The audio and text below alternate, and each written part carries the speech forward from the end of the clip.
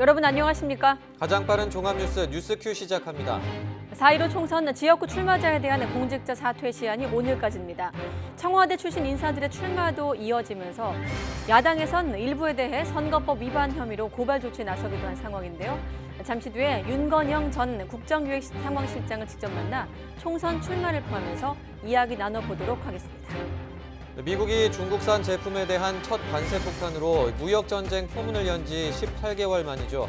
미중 양국이 1단계 무역 합의에 최종 서명했습니다. 우리 경제에는 어떤 영향이 있을지 진단해 보겠습니다. 먼저 오늘의 주요 뉴스입니다. 법원이 패스트트랙 충돌과 관련해 약식 기소된 의원 11명을 정식 재판에 회부했습니다. 사안이 더 심각하다고 법원이 판단한 건데 선고 형량도 벌금형보다 무겁게 나올 가능성이 높아졌습니다. 여야의 논점이 부동산으로 옮겨갔습니다. 한국당은 정부의 부동산 정책이 가격 폭등과 양극화만 초래하고 있다며 폐기해야 한다는 공약을 발표했습니다. 민주당은 강기정 수석이 거론한 매매 허가제가 시장 경제에 부적절하다는 입장을 나타냈습니다. 워싱턴에서 열린 한미 방위비 분담금 6차 회의가 결과 없이 마무리됐습니다. 양국은 이번 회의에서 공감대를 확대했지만 아직 입장차가 있음을 확인했다고 밝혔습니다. 7차 회의는 조만간 우리나라에서 열릴 예정입니다. 세월호 참사 당시 KBS 보도에 개입한 혐의로 기소된 무소속 이정현 의원에 대해 대법원이 벌금형을 최종 선고했습니다. 방송법 제정 이후 첫 독립 침해 사례로 유죄가 확정됐지만 이 의원은 의원직은 유지하게 됐습니다. 중국 우한에서 발생한 신형 코로나 바이러스 폐렴이 일본에서도 처음 발생했습니다. 춘제를 앞두고 다음 주부터 중국 관광객이 대거 입국 예정인데다 올림픽을 코앞에 두고 있어서 일본은 방역에 비상이 걸렸습니다. 미국과 중국이 1단계 무역 합의에 최종 서명했습니다. 트럼프 대통령은 획기적인 일이라고 평가했고 시진핑 주석도 세계를 위해 좋은 일이라고 환영했습니다. 양국은 곧 2단계 협상에 돌입합니다.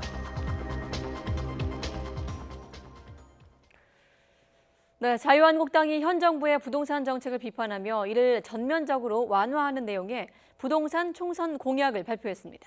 더불어민주당은 정부의 부동산 정책 기조를 지지하면서도 청와대 정무수석이 밝힌 매매 허가제에 대해선 반시장적이라고 강조했습니다.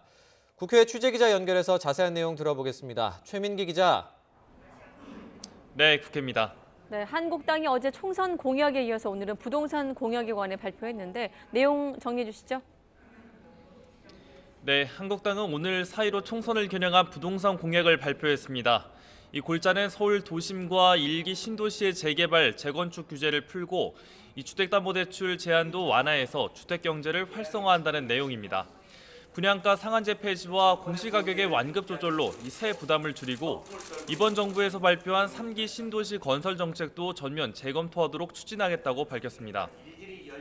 이 한국당 김재원 정책위의장은 정부의 부동산 정책이 시장에 혼란만 주고 서울 지역 부동산 가격은 폭등시키는 등 오히려 양극화만 초래했다고 질타했습니다. 입만 열면 서민과 중산층을 위한다며 각종 반시장 규제 정책으로 일관한 문재인 정권 2년 반 동안 서울의 아파트 값은 21.7% 폭등했습니다. 한국당은 부동산 매매 허가제를 언급한 강기정 청와대 정무수석의 발언을 가리켜 국민을 투기꾼으로 몰며 탄압하는 헌법 부정 발언이라고 맹비난하기도 했습니다. 이는 현재 문재인 정부에서 시행된 집값 억제 정책과 정면으로 배치되는 것으로 이 정부의 부동산 정책에 반발 여론이 많다는 점을 파고든 전략으로 풀이됩니다. 더불어민주당은 이해찬 대표가 오늘 기자들과 신년 기자간담회를 가졌습니다. 이 대표는 이번 총선은 과거로 후퇴하느냐, 촛불혁명을 완수하고 미래로 전진하느냐를 결정하는 중요한 분수령이 될 선거라며 선거 필승을 다짐했습니다. 이 자리에서 이 대표는 강기정 수석이 거론했던 부동산 매매 허가제에 대한 당의 입장을 밝히기도 했습니다. 이해찬 대표는 당과 전혀 협의한 적도 없고 허가제 자체는 강한 국가 통제 방식이기 때문에 시장 경제에는 적절치 않다고 설명했습니다. 다만 앞서 당 정책조정회의에서 언급된 3주택 이상 다주택자에 대해 종합부동산세를 세분화해 강화하는 방안과 관련해선 필요하다는 입장을 강조했습니다. 이 대표는 기본적으로 보유세는 강화하고 대신 거래세는 인하하는 기본 정책을 가지고 집값 상승에 대응하는 것이 옳다고 밝혔습니다. 직접 들어보겠습니다. 3주택을 가지고도 세금 많이 내야 하느냐고 그렇게 하는 그 문제 제기가 온당하다고 생각하십니까? 그건 아닙니다. 네, 그리고 김영호 전 국회의장이 자유한국당 공천관리위원장을 맡기로 했는데 이 소식도 전해주시죠. 네, 한국당은 오늘 최고위원회의를 통해 21대 총선 공천관리위원장에 김영호 전 국회의장을 최종 낙점했습니다.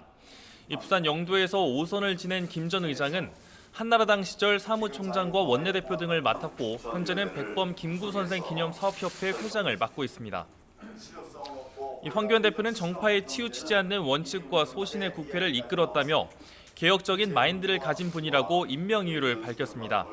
특히 자유우파의 통합 과정에서 공천 관련 잡음이 없도록 유념하겠다며 향후 보수 통합까지 고려했음을 내비쳤습니다.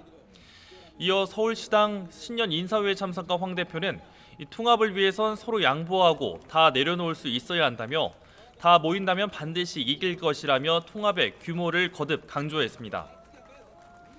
이 민주당도 공천 작업에 속도를 내고 있습니다. 어제 민주당은 현역 의원이 불출마 의사를 밝힌 지역 12곳과 문희상 국회의장의 지역구 1곳까지 모두 13곳을 전략공천 대상지로 선정했는데요. 이 오늘 오후 열린 공직 후보자 추천관리위원회에서 이 전략 지역 외에 나머지 지역을 대상으로 후보자 공모 일정을 확정했다고 밝혔습니다. 민주당은 20일부터 28일까지 후보를 공모하고 이 투기 지역 가운데 2가구 이상 주택 보유자는 매각 계획서를 제출하도록 했습니다. 지금까지 국회에서 YTN 최민기입니다. 지난해 4월 국회 패스트트랙 충돌 사태와 관련해 약식 기소된 의원 11명이 정식 재판에 넘겨졌습니다. 네, 이번 사건으로 정식 재판을 받는 여야 의원은 모두 28명이 됐는데요. 취재기자 연결해서 자세한 내용 들어보겠습니다. 부장원 기자. 네, 사회부입니다. 네, 그러니까 약식 기소됐던 의원들 전부가 정식 재판에 넘겨진 거죠? 예, 그렇습니다. 서울 남부지방법원은 패스트트랙 충돌 사건으로 약식 기소됐던 여야 의원 11명을 모두 정식 재판에 넘겼습니다. 이 가운데 대다수는 회의 진행을 방해하는 등 국회법을 위반한 혐의를 받는 한국당 의원들입니다. 곽상도, 장재원 의원 등 모두 9명인데요. 앞서 검찰이 같은 혐의로 정식 재판에 넘긴 나경원 전 원내대표 등에 비해 혐의가 무겁지 않다고 판단한 의원들입니다. 검찰은 이들이 회의를 방해하긴 했지만 물리력 행사 정도가 크지 않다고 보고 약식 절차에 붙였습니다. 나머지는 한국당 김성태 의원과 민주당 박주민 의원인데요. 각각 특수공무집행 방해와 공동 폭행 혐의로 약식 기소됐는데 법원은 정식 재판이 필요하다고 판단해 이번 결정을 내렸습니다. 이로써 패스트트랙 사건으로 정식 재판을 받는 한국당 의원은 23명, 민주당 의원은 5명이 됐습니다. 네, 이게 의원들이 요청을 한 게 아니라 이 법원이 직권으로 결정을 한 건데 어떤 의미가 있다고 볼 수 있을까요? 네, 말씀하신 대로 이번 결정은 법원이 직권으로 내린 건데요. 법원은 구체적인 이유를 밝히진 않았는데 일반적으로 몇 가지 요소를 종합적으로 고려해 결정한다고 밝혔습니다. 첫 번째는 사안의 심각성입니다. 정식 재판을 열지 않고 검찰이 기소와 함께 구형하는 약식 절차로 처리하기엔 사건이 무겁다는 겁니다. 또 피고인이 참석할 수 있는 재판을 열어 방어권을 충분히 보장하는 의미도 있습니다. 여러 가지 해석이 나오는 가운데 이번 결정으로 약식 기소됐던 의원들은 벌금형보다 무거운 형을 받을 가능성도 생겼습니다. 형사소송법은 약식 기소된 피고인이 정식 재판을 요청할 경우 재판부가 검찰이 구형한 형의 종류보다 무거운 종류의 형을 선고하지 못하도록 합니다. 예를 들어 약식 재판에서 벌금형을 구형했다면 정식 재판에서도 벌금형보다 무거운 징역형을 선고할 수는 없는 겁니다. 하지만 이번처럼 법원이 직권으로 정식 재판을 열 경우에 이런 제약이 없습니다. 그러니까 이론적으로는 징역형도 선고받을 수 있습니다. 법원은 다음 달 12일 민주당 의원들의 공동폭행 사건의 첫 공판 준비기일을 열고 본격적인 패스트트랙 사건 재판에 착수할 계획입니다. 지금까지 사회부에서 YTN 부장원입니다. 네, 세월호 보도 개입 혐의로 기소된 무소속 이정현 의원에 대해 대법원이 벌금 1,000만 원을 확정했습니다. 편성에 간섭해 방송 독립을 침해한 사례로 유죄가 확정된 건 방송법이 제정된 지 33년 만에 처음인데요. 벌금형으로 의원직을 지킨 이 의원은 사법부 판단에 승복한다며 세월호 유족들에게 사과했습니다. 강희경 기자가 보도합니다. 세월호 참사가 발생한 지 닷새 뒤인 2014년 4월 21일 이정현 당시 청와대 홍보수석은 김시곤 KBS 보도국장에게 전화를 겁니다. 해경이 적극적으로 퇴선 명령을 내리지 않았다는 기사에 대해 항의하기 위해서입니다. 뉴스에다가 지금 해경이 잘못한 것처럼 그런 식으로 내고 있잖아요. 해경 비판 기사가 또 보도됐던 4월 30일, 이번에는 뉴스 편집 방향까지 제시합니다. 다른 걸 대처를 좀 해주든지 아니면 한다면 말만 바꾸면 되니까 한 번만 더 녹음 좀 한 번만 더 해주시오. 논란 끝에 방송법 위반 혐의로 재판에 넘겨진 이정현 의원에 대해 대법원은 최종적으로 유죄 판단을 내렸습니다. 방송법상 방송 편성에 대해서는 어떠한 규제나 간섭도 할 수 없고 이를 어기면 2년 이하의 징역 또는 3천만 원 이하의 벌금에 처하게 돼 있습니다. 1심과 2심 모두 이 의원의 혐의를 유죄로 인정했는데 법리를 오해한 잘못이 없다는 게 대법원 판단입니다. 지난 1987년 방송법 제정 이후 편성에 개입해 방송의 자유와 독립을 침해한 혐의로 기소된 것도 유죄 확정 판결이 나온 것도 모두 이번이 처음입니다. 다만 징역형을 선고한 1심과 달리 2심에서 벌금 1,000만 원으로 감형됐고 대법원에서 벌금형이 확정되면서 이 의원은 국회의원직을 유지하게 됐습니다. 선고 직후 이 의원은 세월호 유족들에게 위로가 되어주기는커녕 또 다른 상처가 됐을 것을 생각하면 송구하고 마음이 무겁다고 사과했습니다. 이어 사법부 판단에 조건 없이 승복한다며 이번 사례를 계기로 언론의 자유와 독립이 더 견고하게 보장되기 바란다고 밝혔습니다. YTN 강희경입니다. 불법 정치자금 수수 혐의로 재판에 넘겨진 더불어민주당 심기준 국회의원이 1심에서 의원직 상실형인 징역형을 선고받았습니다. 춘천지방법원 원주지원은 오늘 오후 정치자금법 위반 혐의로 기소된 심 의원에게 징역 8개월에 집행유예 2년, 추징금 3,600만 원을 선고했습니다. 심 의원은 지난 2016년 9월부터 2018년 2월까지 기업인 A씨로부터 10여 차례에 걸쳐 3,600만 원 상당의 불법 정치자금을 받은 혐의로 기소됐습니다. 심 의원은 판결 직후 항소하겠다는 뜻을 밝혔으며 SNS를 통해 4월 총선 불출마를 밝혔습니다. 청와대 하명 수사와 울산시장 선거 개입 의혹을 수사하는 검찰이 경찰청 본청을 추가 압수수색하고 있습니다. 서울중앙지검 공공수사 2부는 오늘 오전 11시쯤부터 경찰청 정보화 담당관실 전산 서버에 대해 압수수색 영장을 집행했습니다. 검찰은 경찰이 김기현 전 울산시장 측근 비위 관련 첩보를 청와대로부터 넘겨받고 이를 수사하는 과정과 관련된 자료를 확보하고 있는 것으로 알려졌습니다. 네, 이른바 하명 수사 의혹에 휩싸여 있는 황운하 경찰 인재개발원장이 총선 출마를 위해 어제 경찰청에 사직서를 제출했습니다. 네, 황 원장은 이 검찰 수사를 받고 있지만 공직선거법상 입 후보에는 문제가 없다고 주장하고 있는데요. 하지만 사표가 수리될지 불확실해서 선거운동 과정에서 논란이 예상됩니다. 김대근 기자가 보도합니다. 지난해 명예퇴직을 신청했지만 검찰의 수사를 받는다는 이유로 반려된 황운하 경찰 인재개발원장이 결국 사직서를 제출했습니다. 황 원장은 공직자 사퇴 시한을 하루 앞두고 4월 총선 출마를 공식화하면서 의원 면직을 신청했습니다. 황 원장은 사직서가 접수되면 수리 여부와 상관없이 후보 등록과 선거운동이 가능하다고 강조했습니다. 현행 공직선거법은 후보로 나서려는 공무원은 선거일 90일 전까지 직을 그만두도록 규정하고 있습니다. 여기서 사직의 기준은 사직서의 접수 여부여서 황 원장의 말이 완전히 틀린 건 아닙니다. 하지만 실제로 황 원장이 투표일까지 완주할 수 있을지는 여전히 불투명합니다. 우선 대통령 훈령인 공무원 비위 사건 처리 규정은 검찰이나 경찰의 수사를 받는 경우 비위의 정도가 중징계에 해당한다고 판단되면 의원 면직을 제한하도록 하고 있습니다. 울산시장 선거 개입 의혹과 관련해 황 원장이 받는 직권남용 혐의는 중징계가 가능한 비위 유형 가운데 하나입니다. 따라서 무혐의 결론이 나지 않은 상황에서 황 원장의 사직서가 수리될지는 확실치 않습니다. 만약 의원 면직이 허용되지 않는다면 계속 경찰의 신분을 유지한 채 선거운동을 하는 상황이 벌어지게 됩니다. 공무원의 사직을 요구하는 선거법의 취지와 모순될 수도 있는 만큼 별도로 선거관리위원회의 판단이 필요한 부분입니다. 이런 논란을 예상한 듯 황 원장은 자신의 사직서가 수리되는 것이 상식과 순리에 부합한다고 주장했습니다. 하지만 의원 면직 신청에 대한 납득할 수 있는 결론이 나오기 전까지 논란은 피할 수 없어 보입니다. YTN 김대근입니다. 네, 이렇게 사직서를 낸 황운하 경찰 인재개발원장이 곧 검찰 조사를 받을 것으로 보입니다. 황 원장은 오늘 오전 검찰로부터 출석 요구를 받았고 진실 규명을 위해 당당하게 출석을 해 수사에 협조하겠다는 뜻을 SNS에 밝혔습니다. 다만 21대 총선 입후보 예정자로서 조정하기 어려운 일정들이 있어 출석 일정은 검찰과 협의하고 있다고 밝혔습니다. 수사권 조정안이 국회를 통과하면서 수사의 자율성이 커진 경찰이 책임 수사 강화를 위한 기구를 설치하고 후속 조치에 나섭니다. 경찰청은 차장을 본부장으로 하는 책임수사추진본부를 발족하고 각 지방경찰청에도 책임수사 실무추진단을 두기로 했습니다.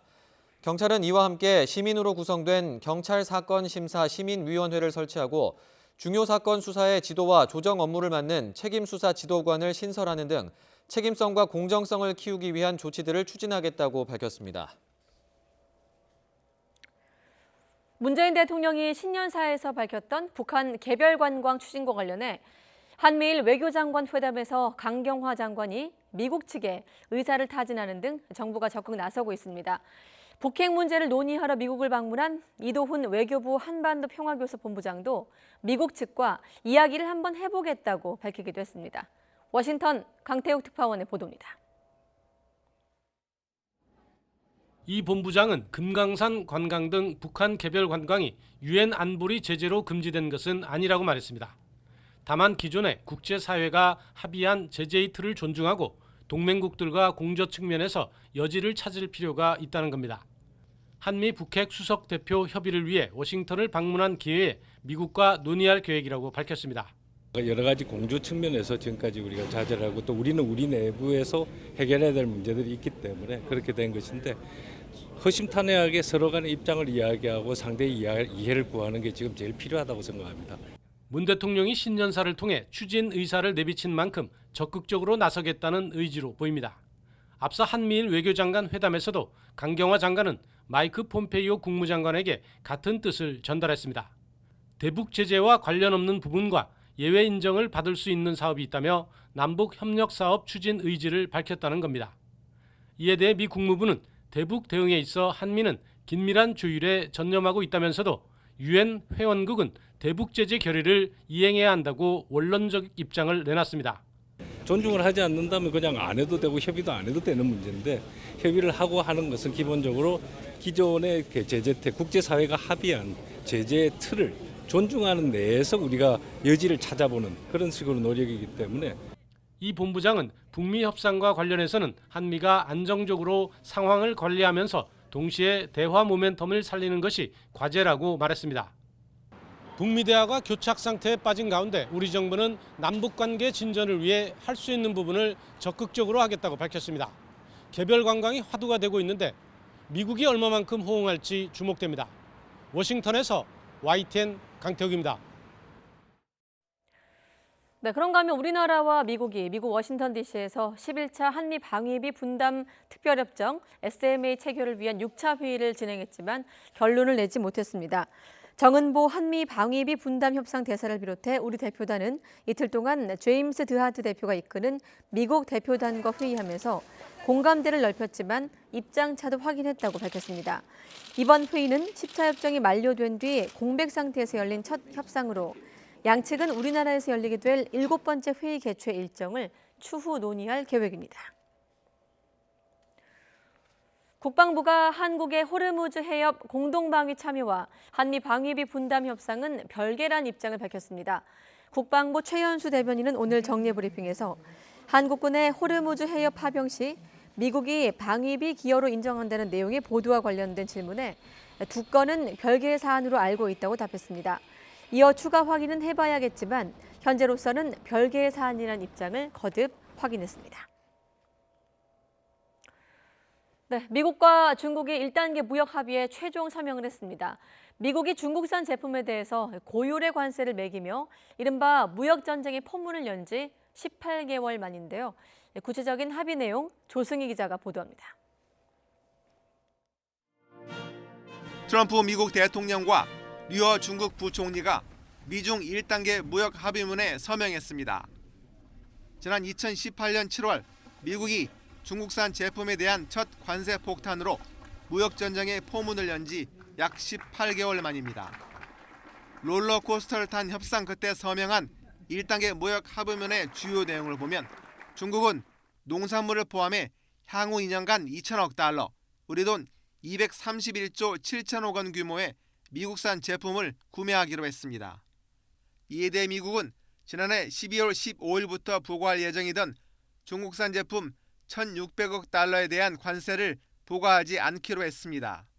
다만 2,500억 달러 규모의 중국 제품에 부과해오던 25%의 관세는 그대로 유지할 것으로 전해졌습니다. 재선 레이스를 달리고 있는 트럼프 대통령은 이번 합의를 획기적인 사건이라며 부각시켰습니다. This is a very important and remarkable occasion. Today we take a momentous step, one that has never been taken before with China, toward a future of fair and reciprocal trade as we sign phase one of the historic trade deal between the United States and China. 트럼프 대통령은 곧장 2단계 협상을 시작할 것이며 3단계 협상은 예상하지 않고 있다고 말했습니다. 트럼프 대통령은 또 2단계 무역 협상이 끝나면 무역 전쟁 과정에서 부과한 대중 관세를 즉각 처리하겠다고 밝혔습니다.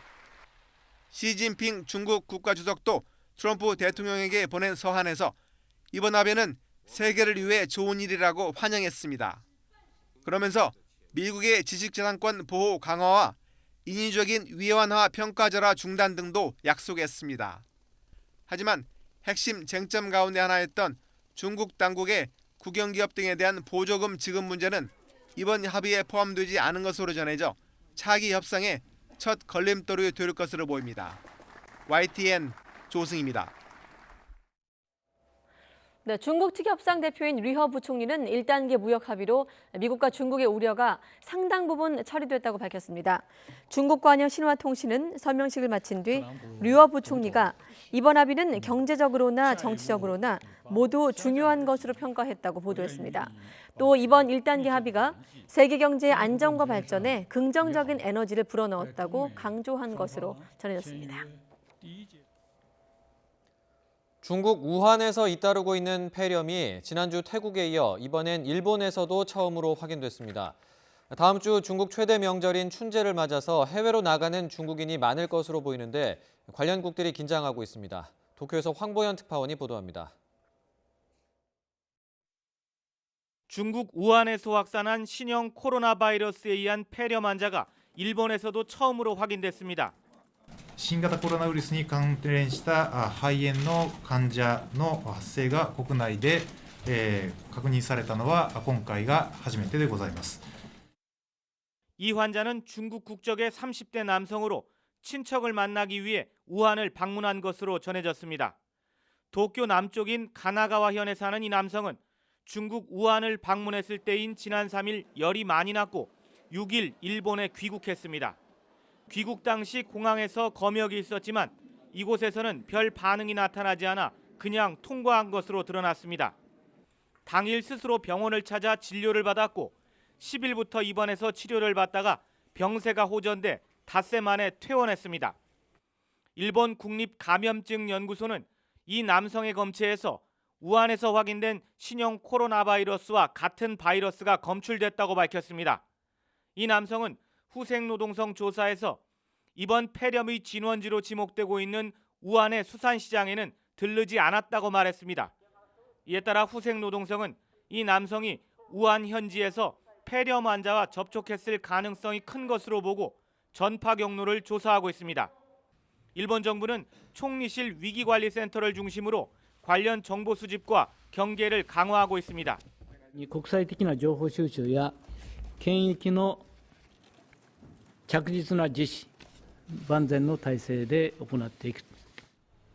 지난 8일에는 태국에 여행을 갔던 60대 중국 여성이 우한 폐렴에 걸린 사실이 확인되기도 했습니다.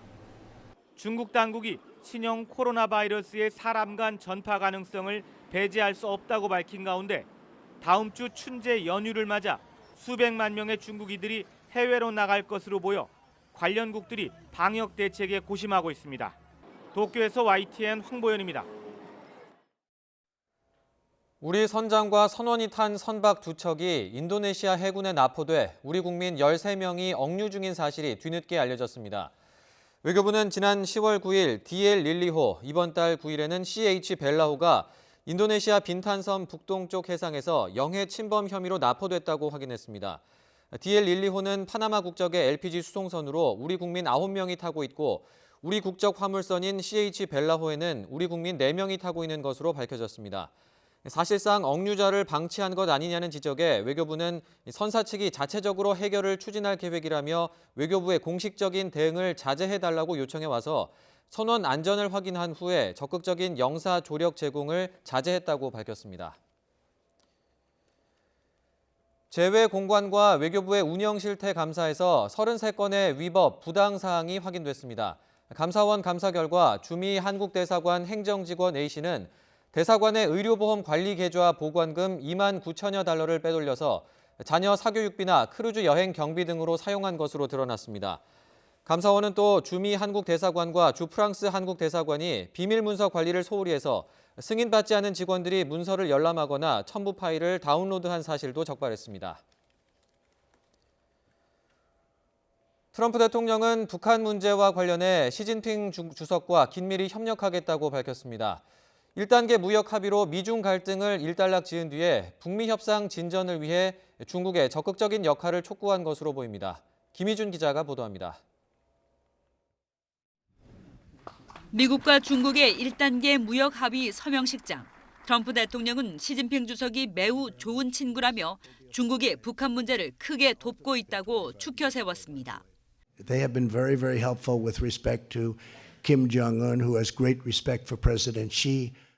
이어 고차원 방정식처럼 얽혀있는 미중 무역과 북미 비핵화 협상 상황을 빗댄 듯 체스 게임이란 단어를 꺼내들었습니다. And it's all a very, very beautiful game of chess or game of poker, or I can't use the word checkers because it's far greater than any checker game that I've ever seen. 오찬장에서도 북한 문제를 거론하며 중국과의 협력을 강조했습니다. We're going to be working very closely together on North Korea. And as I said inside, it's like a world-class chess match or poker match. 앞서 폼페이오 국무장관도 북한 문제는 중국의 도움 없이 해결하기 어렵다고 밝힌 바 있습니다. 트럼프 대통령의 언급은 무역 합의를 일단락 지은 중국이 북한의 도발 자제와 협상 복귀를 위해 적극적인 역할을 할 것을 주문한 것으로 읽힙니다. 또 북핵 문제 해결에 협력하지 않으면 다시금 무역 카드를 흔들겠다는 포석으로도 보입니다. 전날 미 재무부는 북한의 해외 노동자 송출에 관련 중국 숙박시설을 제재하며 압박 메시지를 던졌습니다.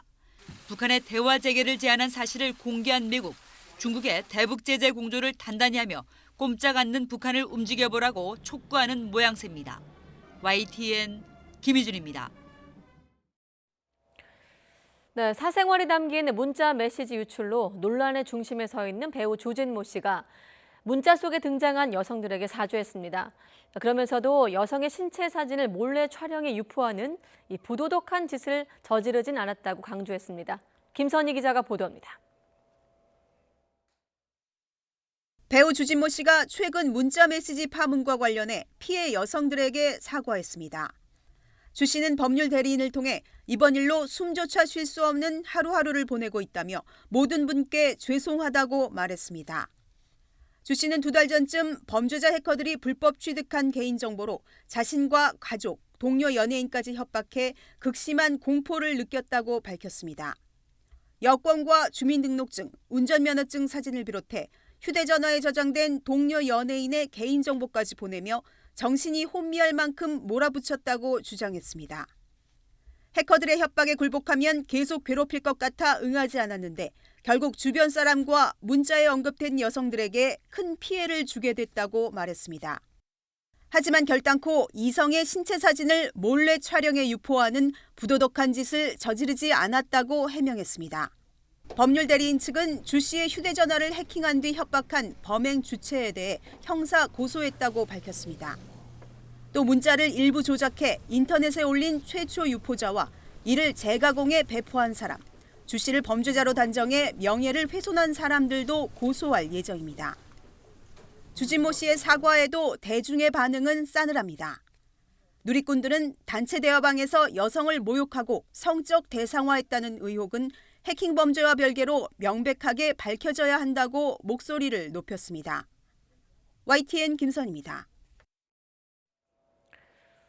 가습기 살균제 참사 특별조사위원회가 최근 국회 논의 과정에서 처리가 보류된 피해구제특별법 개정안에 조속한 통과를 촉구했습니다. 특조위는 피해자가 모든 입증 책임을 떠안고 있는 상황에서 사건을 은폐 조작한 기업의 입증 부담을 우려해 법무부 등이 반대 의견을 내는 건 이해하기 어렵다고 밝혔습니다. 또 피해 인정 질환을 한정하지 않아 추정 범위가 너무 확대될 수 있다는 우려에 대해선 추후 운영 과정에서 심의 등을 거쳐 피해 질환을 추려낼 수 있다고 반박했습니다. 군인권센터가 여성으로 성전환 수술을 받은 남성 부사관이 여군으로 계속 근무할 수 있어야 한다면서 군 당국의 전향적인 판단을 촉구했습니다. 군인권센터는 오늘 기자회견을 열어 현행법상 성전환 뒤엔 복무할 수 없다는 규정도 없고 신체적으로 부적합하다고 볼 의학적 근거도 극히 부족하다고 밝혔습니다. 또 현재 A 하사는 법원에 성별 정정을 신청한 상태로 육군의 결과가 나올 때까지 전역 심사위를 연기해달라는 의견서를 냈다고 설명했습니다. 지난해 우리나라의 연평균 기온이 평년보다 1도 높은 13.5도를 기록하며 2016년에 이어 두 번째로 높았다고 기상청이 밝혔습니다. 기상청은 온난화 영향으로 우리나라 연평균 기온이 점차 높아지고 있으며 기온이 가장 높았던 상위 10개 연도 가운데 7개가 2000년대 이후라고 밝혔습니다. 특히 지난해 한반도에 영향을 준 태풍 개수는 모두 7개로 역대 가장 많았고 1월과 12월은 온화하고 건조한 겨울 날씨 속에 역대 최소 적설량을 기록한 곳이 많았습니다. 5개월 넘게 이어지고 있는 호주 산불 지역에 오랜만에 단비가 내려서 진화 작업에 숨통이 트일 전망입니다. 16일 호주 일간 시드니 모닝 헤럴드는 뉴사우스 웨일스주 전역에 최소 10에서 15mm의 강우량이 예상돼 산불 위험지도 대부분이 안전 상태인 녹색으로 나타났다고 보도했습니다. 현지 산불 방재청 대변인은 이번 비로 모든 산불이 꺼지진 않겠지만 소방관들이 맞불 방제 작업을 중단하기에는 충분하다고 설명했습니다. 앞서 겨울치고 포근한 날씨 탓에 겨울 축제 지켜내기에 비상이 걸렸던 지자체들의 고민이 하나 더 생겼습니다. 바로 동물 학대 논란이 불거진 건데요. 지환 기자가 취재했습니다. 겨울비가 내리며 줄줄 녹아 흘렀던 얼음판. 개막을 코앞에 두고 축제 일정은 두 차례나 연기됐습니다. 하늘이 결정한 일인데 어찌할까 싶었지만 축제장 얼음판을 되살리기 위한 노력은 말 그대로 눈물겨웠습니다. 1도라도 수온을 더 떨어뜨리기 위해 강물에 눈을 쏟아붓고 밤새 하천 쪽을 향해 제설기를 돌렸습니다. 물속 부유물을 제거하고 상류 물길을 돌리기 위해 군청 전 직원이 동원됐습니다. 자치단체가 녹은 얼음판을 되살리면서까지 축제에 매달리는 이유는 대체 불가능한 경제 효과 때문.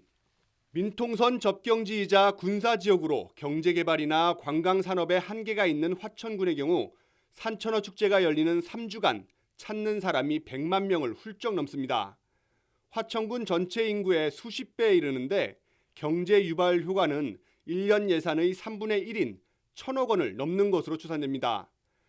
날씨도 날씨지만 최근에는 고민이 하나 더 늘었습니다. 동물보호단체를 중심으로 살아있는 생명체를 얼음판에 넣어 잡는 행위가 동물 학대라는 비판이 제기된 겁니다. 그 단체가 유리한 이름을 날리기 위해서 우리를 간접적으로 이용하는 것 같은 느낌도 들고 또 이런 우리가 유수한 축제가 화천 산천어 축제뿐만이 아니잖아요. 대한민국이 엄청나게 많잖아요.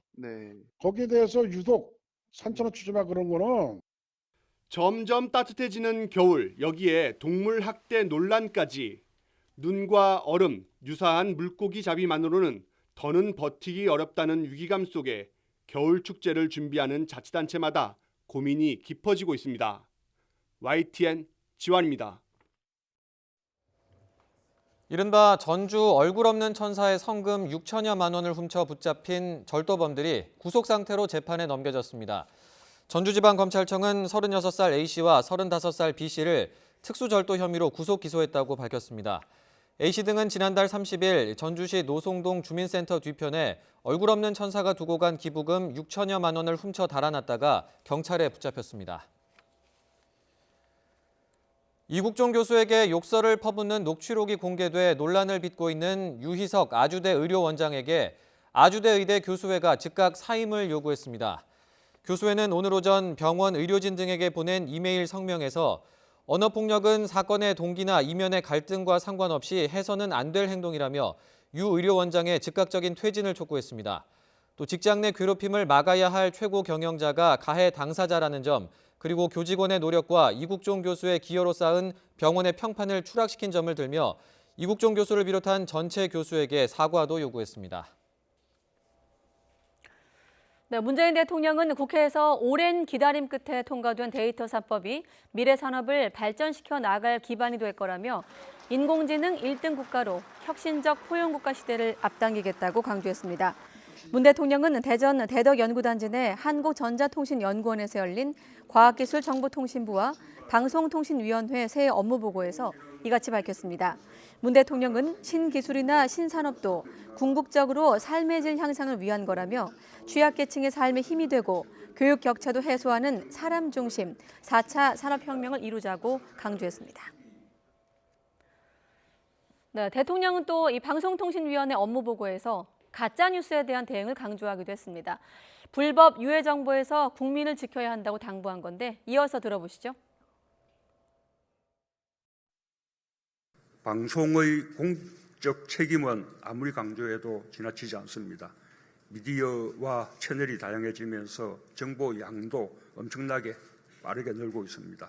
늘어난 정보가 국민 개개인과 공동체 삶을 더욱 건강하고 풍요롭게 만들 수 있도록 해야 합니다. 가짜 뉴스나 불법 유해 정보로부터 국민의 권익을 지키고 미디어 격차를 해소하는 데 각별한 노력을 기울여 주기 바랍니다. 네, 오늘 20일부터 고가 1주택자 SGI 서울보증을 통한 전세대출 보증도 제한됩니다. 금융위원회는 12.16 주택시장 안정화 방안의 후속 조치로 모든 보증부 전세대출에 대한 규제를 강화했다고 밝혔습니다. 시가 9억 원이 넘는 고가주택 보유자에 대한 주택금융공사와 주택도시보증공사의 전세대출 보증은 지난해 11월부터 제한된 상태입니다. 또 20일 기준으로 시가 15억 원 이하 1주택자 차주가 전셋집 이사로 금액을 늘리지 않고 다시 대출을 받는다면 4월 20일까지 한시적으로 한 번에 한해 SGI 보증을 이용할 수 있습니다. 1216 부동산 대책 이후 서울 아파트 가격 상승률은 4주 연속 축소됐습니다. 한국감정원의 이번 달 둘째 주 기준 서울 아파트값 상승률은 0.04%였습니다. 서울의 아파트값은 지난달 16일 기준 0.2%를 나타냈지만 이후 23일엔 0.1%, 30일에 0.08%, 이번 달 6일엔 0.07%까지 상승률이 둔화됐습니다. 또 강남 4구 아파트값 상승률은 0.04%에서 0.01%까지 축소가 됐는데 특히 서초구는 지난해 6월 세 번째 주 이후 30주 만에 보합으로 전환됐습니다. 네, 트럼프 미국 대통령에 대한 탄핵 소추안이 오늘 하원에서 상원으로 넘겨집니다. 이에 따라 다음 주부터 트럼프 대통령의 우크라이나 의혹을 둘러싼 탄핵 심판이 본격적으로 진행될 것으로 예상됩니다. 김영근 기자의 보도입니다. 낸시 펠로시 하원 의장은 탄핵 소추위원단 7명을 발표했습니다. 단장은 애덤 시프 하원 정보위원장과 제럴드 나들러 법사위원장이 맡게 됐습니다. 소추위원들은 상원에서 진행되는 탄핵 심판에서 검사 역할을 맡아 트럼프 대통령 변호인단과 맞붙게 됩니다. The president violated his oath of office, undermined our national security, jeopardized the integrity of our elections. That is what the senators should be looking into. 상원 탄핵 심판은 다음 주에 시작될 것으로 보입니다. 탄핵 심판에서는 상원 의원 전원이 배심원으로 참여합니다. 연방 대법원장이 재판장 역할을 맡고 상원 의원들은 유무죄 여부에 대한 의견을 표명하게 됩니다. 트럼프 대통령도 소환돼 자신의 혐의에 대해 변론하는 과정을 거칩니다. 민주당은 트럼프 대통령의 핵심 참모였던 존 볼턴 전 보좌관의 증인 소환을 추진하고 있습니다. 트럼프 대통령은 즉각 민주당을 맹비난했습니다. 아무것도 하지 않는 민주당에 의해 또 다른 사기가 시작됐다고 비판했습니다. 탄핵 여부에 대해서는 최종적으로 부결될 가능성에 무게가 실리고 있습니다. 의원 3분의 2 이상이 찬성해야 되는데 하원과 달리 상원에서는 공화당이 다수당이기 때문입니다. YTN 김영근입니다. 네, 문재인 대통령의 복심이라고 하면 뭐 여러 사람이 떠오르기도 하고 거론되는데 그 가운데서 만약에 한 명을 꼽으라면 지금은 단연 이분이 아닐까 싶은데요. 청와대 안에서도 대체 불가능한 사람이다 이런 평가가 많았습니다. 자, 그런데 갑자기 사표를 내고 총선 출마를 선언했죠. 윤건영 전 청와대 국정기획 상황실장과 함께 자세한 이야기 들어보도록 하겠습니다. 네, 안녕하십니까? 안녕하세요. 네. 오늘 나오신다고 해서 저도 좀 이렇게 찾아봤더니 생각보다 별명이 많으시더라고요. 네. 뭐 제가 말씀드린 복심도 있고 최측근, 지퍼맨 이런 별명도 있던데 네. 불편한 별명도 있을 것 같고 또 네. 마음에 드는 것도 있을 것 같아요. 뭐 다 마음에 안 듭니다. 아, 지금 제가 언급한 셋 다. 네, 네. 그 중에서도 가장 불편한 호칭은 어떤 겁니까? 그 뭐 말씀 주셨는데 복심, 측근 이런 부분들은 사실 좀 적절한 표현은 아닌 것 같습니다. 청와대가 이 시스템으로 움직이는 조직이고요. 그리고 청와대의 수석과 행정관들, 뭐 수석부터 행정관들 모두가 대통령의 참모고 대통령의 참모는 똑같은 건데 그 중에 어떤 이는 뭐 측근이고 복심이고 이런 정리는 조금 어울리지 않는다라고 생각하고 네. 대통령께서도 이제 전임 정부 때 이제 소위 말한 문고리 권력에 대한 폐해를 많이 봤기 때문에 그런 부분들 굉장히 경계하고 계시고 네. 스스로를 절제하고 계시다고 생각합니다. 네, 알겠습니다. 모든 별명이 좀 불편한 걸로 네. 정리를 하도록 하겠습니다. 뭐 말씀하신 대로 뭐 참모들 얘기를 하셨는데 네. 윤 전 실장께서는 대통령과 인연은 어디로 좀 거슬러 올라갑니까? 노무현 대통령 시절에 제가 청와대 비서관을 할 때 네. 그때 저희 직장 상사였습니다. 비서실장이셨죠. 그때부터 노무현 정부 때부터 알게 됐습니다. 아, 그때부터 네. 인연이 시작이 되었고 사실 출마 결심하고 사의를 밝혔을 때 아마 뭐 대중도 물론이고 기자들도 마찬가지고 네. 대통령 반응이 가장 궁금했을 것 같은데 연결해서 사실 지난 2015년에 불출마 선언 당시에 네, 네. 제 기억으로는 6명 안에 그것도 네. 이제 지금 문 대통령이 당시 당 대표 대표셨죠. 네. 당 대표 시절에 직접 그 6명 명단을 밝혔는데 그 안에 들으셨잖아요. 네. 그렇다 보니 이번 출마에 대한 대통령의 좀 어떤 생각도 궁금한데 어떤 반응이셨습니까? 제가 청와대를 그만두고 나오는 날 정심을 내주시더라고요. 근데 특별한 말씀은 없으셨고요. 네. 그냥 일종의 무언의 말씀이 아닌가 저는 그렇게 생각하고 있습니다. 아, 특별한 그럼 언급이 없었나요? 네, 출마와 관련해서는 그럼 출마와 관련한 것 말고 청와대에서 나가시는 거에 대해서는 어떤 좀 반응이셨어요? 잘 되길 바란다라는 정도의. 그거는 윤 전 실장님께서 결심을 한 건가요? 아니면 뭐 다른 분들하고 좀 상의해서 나온 결정이었나요? 물론 저의 결심도 있고요. 예. 다른 분들과의 상의도 있는 것 있습니다. 뭐 어떤 분들하고 좀 상의했는지까지는 여쭤보면 네. 네, 역시 지퍼맨이시다. 말씀 많이 아끼시네요. 자, 최근까지도 총선 출마 계획이 없다 이런 보도도 있다가 네, 이제 네, 갑자기 출마 결심 쪽으로 이제 보도가 확장돼서 나가고 있는데 출마하는 건 이제 확정이 된 거고, 네.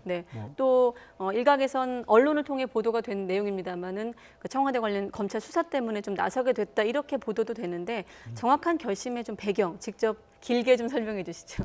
검찰 수사 참고인 조사를 예. 받았는데 그게 저의 결심의 결정적 계기는 아니었고 다만 그 즈음에 여러 고민이 있었고 고민의 과정 중에 검찰의 참고인 조사가 있었습니다. 네. 제가 청와대를 나와야 되겠다라고 생각한 크게 3가지가 있는데요. 첫 번째는 청와대가 고인물이 되어서는 안 되겠다라는 좀 판단을 하게 됐습니다. 네. 새로운 사람이 오고 능력 있는 분들이 와서 변화를 도모하고 활력을 주려면 그 그중에 좀 가장 오래된 저 같은 사람이 좀 그만두면 좋겠다라는 게 첫 번째 생각이었고요. 네. 두 번째 이유는 앵커님도 말씀하셨지만 언론에서 복심, 측근 뭐 이런 뭐 주목을 받다 보니까 제 스스로도 부담이 되지만 이게 대통령께도 부담이 되구나라는 판단을 하게 됐고요. 예. 그리고 세 번째로는 집권 후반기로 가면 갈수록 좀 말도 안 되는 비난들이 쏟아지고 이런 부분들에 대해서 좀 제대로 이야기하는 게 좀 필요하겠다라는 생각이 들었습니다. 물론 합당한 비난과 지적에 대해서는 겸허하게 수용을 해야 되겠습니다만 때로는 억울하고 때로는 이성적이지 않은 비합리적인 부분들이 많거든요. 네. 그래서 아시다시피 청와대 참모는 입이 없습니다. 말을 해서도 안 되고요. 그래서 그런 부분들을 밖에 나와서 제대로 이야기하고 제대로 좀 싸우는 게 필요하지 않을까라는 판단을 하게 됐습니다. 네, 지금 말씀하신 세 가지 중에 앞서 그 두 번째 복심은 설명이 됐고 하나씩 여쭤보면 1번 이유 중에 고인물이 되면 안 되겠다. 혹시 그 고인물이 되면 안 되겠다고 생각한 특별한 좀 계기가 있었습니까? 그러니까 모든 조직이 마찬가지듯이 아무리도 제 스스로 열심히 한다고 하더라도 이게 시간이 지나면 관성에 젖어 버리지 않습니까? 제가 농담조로 이야기합니다만 청와대 내구연한은 2년을 넘길 수 없다라는 생각을 하거든요. 내구연한? 네. 뭐 모든 기계랑 빗대서 좀 오해가 있습니다만 그래서 정말 열심히 하거든요. 청와대 모든 참모들이. 그런 참모들이 열심히 했을 때 적정한 시간이 되면 새로운 인력으로 좀 교체해 주는 게 맞지 않냐라는 판단입니다. 네. 그럼 우리 윤 전 실장께서 일단 내구 연한은 넘기셨네요. 전 넘겼습니다. 2년 반 정도 계셨기 때문에. 그리고 말도 안 되는 비난에 말씀하셨는데 가장 말도 안 됐던 비난은 누구에 대한 어떤 비난을 말씀하시는 겁니까? 하나를 꼭 집어서 이야기하기보다는 그렇습니다. 제가 말씀드린 것처럼 잘못한 거에 대한 비난은 겸허하게 받아들여야 됩니다. 근데 잘하고 있는 부분들, 문재인 정부가 이건 정말 성과다라고 하고 있는 부분들이 꽤 많다라고 생각합니다. 지난 2년 반 동안 문재인 정부는 인수위 없이 출범을 했습니다. 적지 않은 부분에 있어서 변화를 일궈냈다고 생각합니다. 그게 전환의 시대라고 저는 규정을 하는데요. 많은 성과자들이 제대로 평가를 못 받고 있다라고 생각을 하고 예컨대 공정의 영역 또는 혁신의 영역 또는 포용의 영역에서 제대로 된 평가를 못 받고 있지 않나라는 생각에서 말씀드린 겁니다. 네. 비난과 관련해서 현 정부와 언론과의 관계는 좀 어떻게 설정하고 계셨어요? 당연히 그건 뭐 건강한 긴장 관계가 맞다고 생각을 하고요. 정부를 견제하는 곳이 언론이기 때문에 살아있는 권력을 철저히 견제 감시하는 게 언론의 역할이라고 생각합니다. 네, 지금의 언론은 이전의 그 정권 전과 지금 문재인 정부 들어서서 좀 변화가 있다고 보십니까? 저는 정상적인 긴장의 관계로 접어들고 있는 그런 과정이라고 봅니다. 네, 알겠습니다. 검찰 조사 얘기와 관련해 요 얘기만 한 가지 질문드리면 야권에선 뭐 관련해서 이 수사 때문에 총선까지 나서게 됐다는 설명까지 나오고 있습니다만 야권에서는 계속 유재수 전 부시장과 연루 의혹을 꾸준하게 제기하고 있거든요. 여기에 대한 대목에 대해서 조금 직접 뭐 좀 구체적으로는 이른바 단체 그 단톡방에 없었다는 얘기도 인터뷰를 통해서 하셨는데 한 번 더 좀 설명해 주시죠. 제가 의혹과 관련해서 여러 번 말씀드렸는데요. 그런 단톡방 자체가 없었고요. 사실 무근입니다. 그래서 제가 뭐 인터뷰를 최근에 좀 하게 되면서 여러 번 말씀드려서 정말 반복해서 말씀드리는 거지만 사실 무근입니다. 사실 무근인 걸로 저희 YTN 인터뷰를 통해 다시 한번 확인하셨고요. 또 한 가지 또 청와대 나오신 다음에 페이스북에 이런 표현 쓰셔서 또 계속 또 같은 질문, 반복되는 질문 중에 하나가 대통령의 호위무사가 되겠다. 청와대 있을 때가 아니라 나오셔서 한 말이기 때문에 좀 더 화제가 되지 않았나 이런 생각인데 역시나 좀 어떤 의미로 좀 부당한 공격에 대한 반응인 건가요? 맞습니다. 조금 설명드리면 대통령 개인을 지키겠다라는 의미를 포함해서 촛불 정부의 가치와 개혁 과제들을 지켜나가겠다라는 큰 뜻까지 좀 담고 있다고 생각을 하는데요. 아까 앵커님 말씀드렸듯이 부당한 공격에 대해서는 할 말은 이제는 하자. 그리고 제대로 평가받자라는 취지라고 보시면 될 것 같습니다. 네, 알겠습니다. 또 청와대에서 인사추천위원 중에 한 분이시기도 했어요. 그러다 보니 조국 전 법무부 장관 임명과 또 윤석열 총장 임명과 관련한 또 어떤 입장도 궁금한데 잘된 인사였다고 보십니까? 뭐 결과론적으로 질문을 드려야 할까요? 아니면 어떻게 보십니까? 지금 시점에서 본다면? 말씀 주신 것처럼 네. 지금 시점에서 지금의 평가를 가지고 결과론적으로 이야기하는 것은 좀 적절치 않다라는 생각이 들고요. 네. 당시의 상황과 조건이 있는 거지 않습니까? 그 조건에 맞는 인사였지 않냐라는 건 여러 번 말씀을 드렸던 것 같습니다. 다만 조국 전 장관과 관련해서 대통령께서도 여러 차례 말씀을 하셨지만 국민들이 분열되고 갈등하는 부분들에 대해서는 송구하다라고 말씀하신 바도 있고요. 대통령 모셨던 참모로서 그 책임은 느끼고 있습니다. 이제는 좀 그 부분을 대통령 신년 기자회견에서 말씀하셨지만 네. 조국 전 장관을 좀 놔주자라는 표현도 하셨지 않습니까? 네. 저도 마찬가지인 것 같습니다. 그 마음의 빚이라는 표현이 또 신년사에서 나왔던 맞습니다. 표현이 조금 문제가 되기도 했었는데 그 대목은 어떻게 보세요? 그건 나온 이후신데 사실은. 네. 지금 최근에 네. 검찰개혁 법안들 정말 어렵사리 통과가 됐지 않습니까? 네. 지난 그 1기 민주정부에서도 쉽게 처리를 못했던 법안입니다. 검경수사권 조정이나 공수처법 공이 마찬가지입니다. 그러한 법을 처리했던 배경은 국민들의 검찰개혁에 대한 열망이 모였다고 생각합니다. 그 열망에 대한 불쏘시개가 조국 전 장관의 그 과정 전체였다고 생각하기 때문에 예. 그런 취지에서 대통령께서 말씀하신 걸로 보여집니다. 네, 알겠습니다. 윤 전 실장께서 이제 인터뷰를 하시고 총선 출마와 관련한 질문들에서 결국 어디로 지역구로 나오실 거기 때문에 어디로 나올 것인가가 가장 큰 관심 아니겠습니까? 총선이란 어떤 그 대목만 놓고 봤을 때 최근에 또 한국당이 고발하기도 했고요. 선거법 위반 혐의로 고발 조치하기도 했는데 좀 묶어서 어느 지역으로 좀 지금 얘기가 나오고 있는지 구로울도 지금 얘기가 나오고 있고 어떻게 정리가 돼가고 있습니까? 제 개인적인 생각은 있습니다만 네. 당의 의견도 있을 거고요. 지금 협의하고 있는 그런 과정이고 그런 거라고 생각하고 다만 조금 전에 앵커님께서 말씀하셨던 고발과 관련해서는 좀 한 말씀만 드리고 나가면 좀 본격적인 선거가 도래하기도 전에 일종의 네거티브전이 시작된 거 아닌가라는 생각이 듭니다. 소위 말해 상대 후보에 대해서 근거 없이 비방하고 위축시키려는 그런 걸로 보여지고요.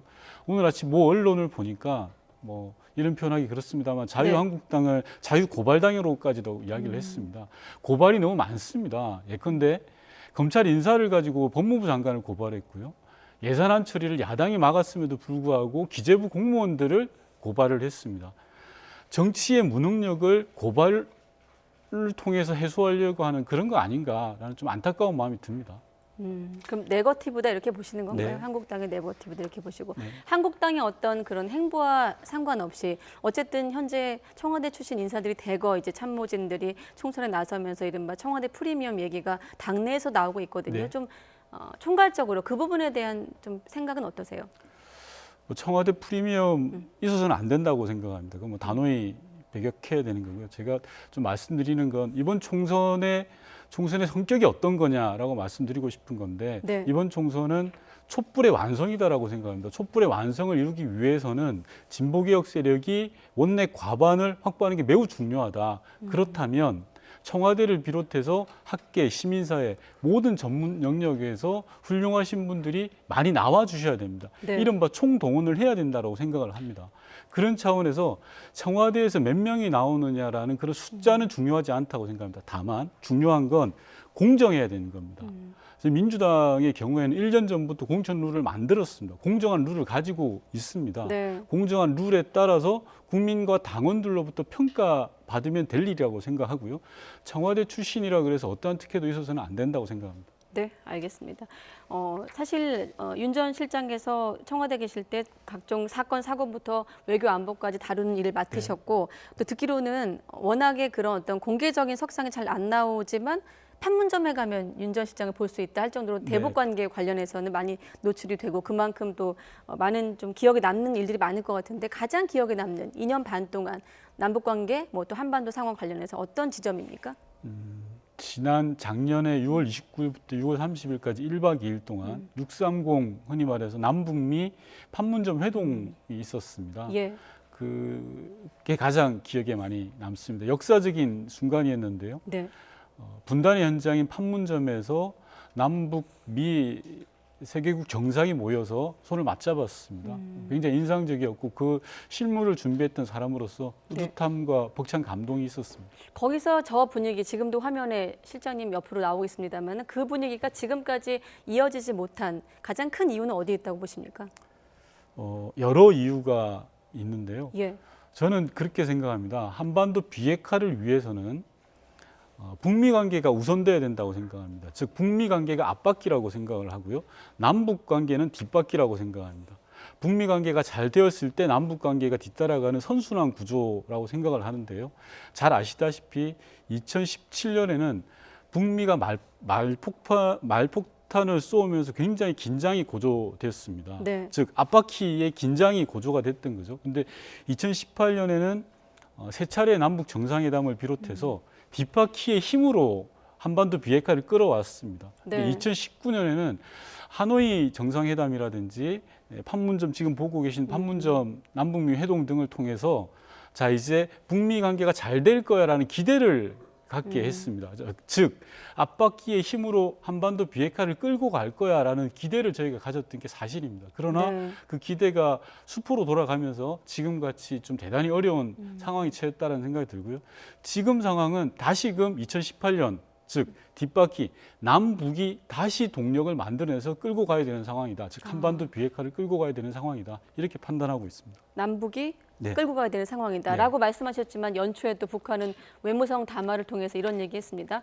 그러니까 우리를 향해서 중재 역할 하지 말아라 이렇게 좀 선을 그었거든요. 네. 이건 어떻게 좀 해석하고 계십니까? 그 김계관 고문 담화를 말씀하시는 네. 것 같은데 김계관 고문의 담화를 정확하게 봐야 될 것 같습니다. 그 담화 어디에도 첫 번째로 판을 깨겠다라는 말은 없습니다. 그리고 우리 대한민국에 대해서 중재자 역할을 하지 말라고 한 건 역설적으로 이야기하면 당사자로서 나서라라는 뜻입니다. 중재자가 아니라 당사자로서 나서라라는 뜻이고요. 예. 자, 그러면 2018년과 같이 남북이 같이 한반도 비핵화를 위한 구체적 행동에 나서면 된다고 생각하는 겁니다. 물론 어렵습니다. 과정이 어렵고 지난한 조건들이 있긴 합니다만 저는 충분히 가능하리라고 생각합니다. 네, 알겠습니다. 시간이 다 됐는데 앞서 이 남북관계 질문하느라 제가 조금 더 여쭤보지 못한 부분이 앞서 출마와 관련해서 개인의 생각도 있지만 당과 협조할 대목이라고 하셨거든요. 만약에 조금 개인의 생각이 좀 더 강한 건지 아니면 당에서 결정한 대로 따르실 건지 좀 궁금한데요. 당에서 어떻습니까? 결정한 대로 따르는 게 원칙이고요. 그게 맞는 것 같습니다. 네, 알겠습니다. 자, 윤건영 전 국정상황실장과 함께했습니다. 오늘 고맙습니다. 네. 고맙습니다.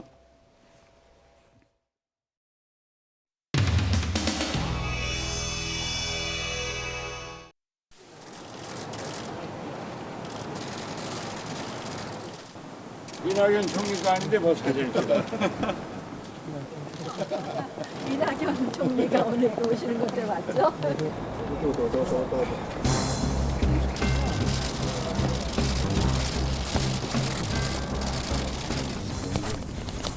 뉴스가 안 되게 해드릴게요. 오늘 뉴스가 안 되게 해드리겠다. 어제 기대하지 마세요.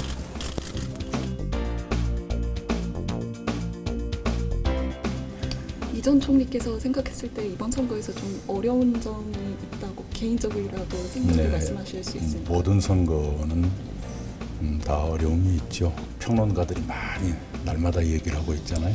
네, 그분들의 몫으로 남기겠습니다. 대표께서도 총선 역할 강조하셨고 또 특히 그 이번 총선의 의미에 대해서도 좀 많이 중요하다 이렇게 말씀하시고 하셨는데 네, 총선이 중요하다고까지는 하셨지만 왜 중요하다는 말씀은 안 하셨어요. 네, 저도 이 다음에 할게요. 대표께서도 오늘 총선 내에서 핵심적인 역할을 네. 총선에서 좀 어떤 역할을 대표님도 핵심적이라고만 했지 구체적으로 말씀 안 하신 걸 제가 무슨 재주로 알겠습니까?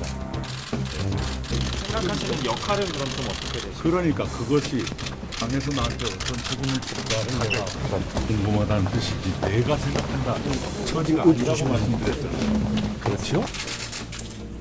그 지금 종로 출마 얘기가 좀 있는데 좀 확정은 지으신 건가요? 그거 역시 확정의 주체는 당이지요. 제가 종로로 이사하게 됐다는 건 사실이고요. 그 종로 이사를 결정하게 된 좀 계기가 있으셨나요? 예, 사실은 제가 이런 말씀드리면 또 그렇게 될 가능성이 있어서 조심스럽지만 제 청년 시절에 제일 많이 산 곳이 종로였습니다. 그래서 여기저기 추억도 많이 있고요. 또 이런 말하면 종로 뭐 확정적 또 이런 제목 나올까 봐서 말을 못 하겠는데, 효자동, 부암동, 평창동, 창신동, 신문로, 제 청춘의 흔적이 많이 남아있죠. 학교도 종로구에 있었고요. 종로 출마 윤곽이 잡히는 시기가 좀 저희가 언제로 예상하나요? 저도 궁금해요. 다음 달 초쯤에 종로로 입주하실 예정이라고 좀 들었는데 네. 혹시 준비는 잘 돼가시는지. 뭐 이사는 이삿짐 센터가 더 많은 일을 하니까요.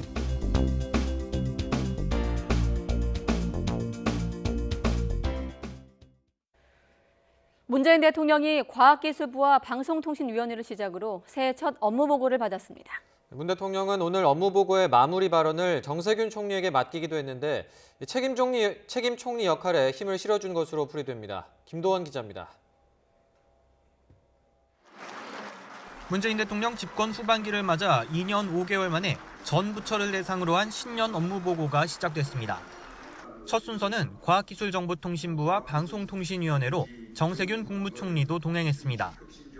모두 발언이 끝나고 사회자가 다음 순서를 안내하려는 순간 문 대통령이 한마디를 덧붙였습니다.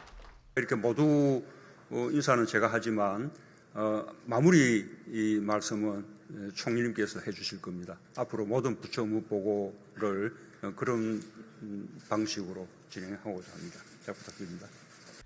보통 마무리 발언에서 문 대통령은 업무보고 내용 가운데 특별히 당부할 사항이나 부족한 점을 지적해왔습니다. 이제 그 역할을 신임 총리에게 맡기면서 책임 총리로 힘을 실어주려는 뜻으로 해석됩니다. 방통위에서 문 대통령은 방송의 공적 책임을 강조했습니다. 다양한 미디어가 생기면서 정보의 양도 늘었지만 공동체를 건강하게 만드는 데 기여해야 한다며 가짜뉴스 방지 대책을 주문했습니다. 가짜뉴스나 불법 유해 정보로부터 국민의 권익을 지키고 미디어 격차를 해소하는 데 각별한 노력을 기울여주기 바랍니다. 또 새로운 성장 동력인 한류 콘텐츠가 성장할 수 있도록 방송 매체 간 규제, 국내외 사업자 역차별 등 낡은 규제를 개선해달라고 말했습니다. 지난해 강원도 산불 이후 재난방송이 상당히 개선됐다면서 국민의 안전을 지키는 역할을 위한 방송의 세심한 노력도 당부했습니다. YTN 김도원입니다. 네, 정부의 보유세 강화 기조에 발맞춰 여당에서는 3주택 이상 보유자에 대해서 지금보다 더 많은 세금을 물려야 한다는 목소리가 나오고 있습니다. 다만 논란이 된 주택 거래 허가제에는 부정적인 견해를 분명히 밝혔습니다. 나연수 기자가 보도합니다. 집권 여당 대표의 신년 기자간담회에서 당의 총선 전략과 장애인 비하 논란 다음으로 관심이 쏠린 건 부동산 정책이었습니다. 이해찬 대표는 기본적으로 보유세는 강화하고 거래세는 인하하는 기조로 가야 한다고 말했습니다. 실거주 목적 이외에 다른 사람이 살 집으로 이익을 내려는 생각 자체가 바람직하지 않다는 겁니다. 3주택을 가지고도 세금 많이 내 하느냐고 그렇게 하는 그 문제 제기가 온당하다고 생각하십니까? 그건 아닙니다. 문재인 정부 출범 이후 18차례 부동산 대책을 내놓으며 세금 부과와 대출 규제로 수요 억제에 집중한 정부 기조를 따라가겠다는 의미입니다. 이를 반영하듯 당에서는 다주택자의 종합부동산세를 더 세분화해야 한다는 지적이 기획재정위원회 간사를 통해 나왔습니다. 1주택과 2주택, 3주택 이상만으로 구분된 종부세 과세 체계가 중장기적 조세 정의에 부합하느냐는 건데 세 채 이상 집을 많이 가질수록 세금을 더 많이 내야 한다는 얘기입니다. 예를 들어 집 3채를 소유한 사람과 집 5채를 보유한 사람에게 동일한 세금을 부과하는 것이 조세정의 측면에서 적정한지 검토할 필요가 있습니다. 다만 강기정 청와대 정무수석이 언급해 논란이 된 주택거래 허가제에 대해서는 당 대표가 분명하게 선을 그었습니다. 허가제 같은 경우는 굉장히 그 강한 국가 통제 방식인데 그런 건 시장 경제에서는 적절하지가 않습니다. 자유한국당이 박근혜 정부 시절 부동산 정책으로의 회귀를 주장하면서 여야의 부동산 공약은 이제 뚜렷한 대결 양상을 띠게 됐습니다. 투기지역 다주택 보유 후보자들에게서는 부동산 매각 서약서까지 받겠다는 민주당. 진정성 호소를 넘어 무주택자의 표심을 당길 부동산 공약을 완성하는 데 공을 들이고 있습니다. YTN 나연수입니다. 네, 자유한국당은 재건축과 재개발, 주택담보대출 기준을 완화하고 분양가 상한제를 폐지하는 내용의 부동산 공약을 발표했습니다. 한국당은 문재인 정권이 서울 지역의 부동산 가격을 폭등시키고 양극화만 초래했다면서 주택 공급을 확대하고 분양가 상한제 등 규제를 폐지하겠다고 밝혔습니다. 특히 대출 규제로 서울에서 내 집 마련이 어려워진 실소유자들을 위해 주택담보대출 기준을 대폭 완화해 누구나 상환 능력만 있으면 대출을 받아 여건에 맞는 집을 살 수 있도록 하겠다고 강조했습니다. 또 정부가 수도권 외곽 지역에 3기 신도시를 만들겠다는 계획에 대해서도 장기적인 고려 없이 정치적인 의도에서 추진된 정책이라며 전면 재검토하겠다고 밝혔습니다. 네, 지난해 4월 국회 패스트트랙 충돌 사태와 관련해 약식 기소된 여야 의원 11명이 정식 재판에 넘겨졌습니다. 서울 남부지방법원은 국회법 위반 혐의 등으로 약식 기소된 곽상도, 장제원 등 한국당 의원 9명을 정식 재판에 회부했습니다. 또 특수공무집행 방해 혐의를 받는 한국당 김성태 의원과 공동폭행 혐의를 받는 민주당 박주민 의원도 정식 재판을 받게 됐습니다. 법원은 사안의 심각성과 피고인들의 방어권 등을 종합적으로 고려했을 때 약식으로 처리하는 것이 적절치 않다고 판단한 것으로 알려졌습니다. 세월호 참사 당시 KBS 보도에 개입한 혐의로 기소된 무소속 이정현 의원이 벌금 1,000만 원을 선고한 원심이 확정돼 의원직을 유지하게 됐습니다. 지난 1987년 방송법이 제정된 이후 방송 편성에 대한 부당한 간섭이나 개입을 금지하는 규정과 관련해 유죄 확정 판결이 나온 것은 이번이 처음입니다. 국회의원은 형사 사건에서 금고 이상의 형을 확정받을 경우 의원직을 상실합니다. 판결 이후 이 의원은 자신의 SNS에서 세월호 유족에게 사과한다며 다만 방송 편성 독립침해 혐의로 처음 처벌받는 사건이란 것은 조항에 모호성이 있다는 점 등을 뜻한다면서 국회에서 관련 법 점검이 필요하다고 덧붙이기도 했습니다. 네, 미중 무역 전쟁이 본격화된 지 18개월 만에 두 나라가 1단계 무역 합의안에 최종 서명을 했습니다. 네, 이른바 G2의 무역 합의로 이 세계 경제의 불확실성이 일단은 낮아졌다는 평가도 나오고 있는데요. 이번 합의의 의미 그리고 우리 경제에 어떤 영향을 미칠지 최백은 건국대 경제학과 교수와 짚어보겠습니다. 안녕하십니까? 네, 안녕하세요. 네. 자, 1단계 무역 합의 최종 서명. 1단계라는 건 또 다음 단계가 있다는 거기 때문에 지금 단계에서 뭐 어떻게 확정을 할 수 없습니다만 일단 이번 서명의 의미부터 좀 짚어주시죠. 먼저 시청자들이 좀 기억을 해야 될 게요. 예. 지난해 5월 달에 트럼프가 트윗하다가 그러니까는 합의 도달했다고 날릴 정도로까지 그 당시에 이제 시장에서도 거의 그러니까 이제 합의가 된 걸로 알고 있다가 갑자기 이제 그러니까 파토로 이제 된 경우가 있었어요. 네. 그럼 그때 이제는 어떻게 했었냐면은 빅딜이었었어요. 그때는 모든 걸 다 그러니까 해결하려고 했었는데 당시에 이제 그러니까는 미국이 요구했던 것은 소위 말해서 굉장히 많죠. 지적재산권 문제라든가 그다음에 기술 이전 강요 금지라든가 더 중요한 건 뭐냐면 이제 중국 기업에 대해서 정부가 이제 보조금을 산업정책 차원에서 주는 보조금 지원하지 말라라든가 그다음에 이제 금융시장, 환율시장 개혁은 말할 것도 없고요. 이런 것들을 이제 명문화를 했었어요. 법을 바꿔가지고 명문화를 했는데 이걸 이제 시진핑이 도저히 받아들일 수가 없다. 이건 자존심 문제이고 주권 문제다 해가지고 그래서 틀어진 적이 있었습니다. 그리고 나서 이제 그러니까는 현실적으로 들어온 게 이제 스텝 바이 스텝을 바뀌었던 거예요. 그래서 어차피 양 국가가 그러니까는 모든 거를 다 그러니까 해결하기에는 구조적으로 그러니까 불가능하다는 것을 알고 단계적 접근으로 바꾼 겁니다. 미국과 북한 간의 이 핵협상하고 굉장히 비슷해요. 보게 되면요. 그러다 보니까 이제 결국 단계적인 접근으로 가면서 이번에 이제 그러니까 합의 본 내용을 보게 되면요. 가장 쉬운 거를 이제 그러니까 사실은 이제 타협을 본 겁니다. 그 쉬운 거의 내용이라는 것은 결국 뭐냐면 돈을 주고받은 겁니다. 그러니까 이제 미국에서는 이제 그러니까 2년 동안에 한 2천억 달러만큼 중국이 이제 구매해 줄 거다.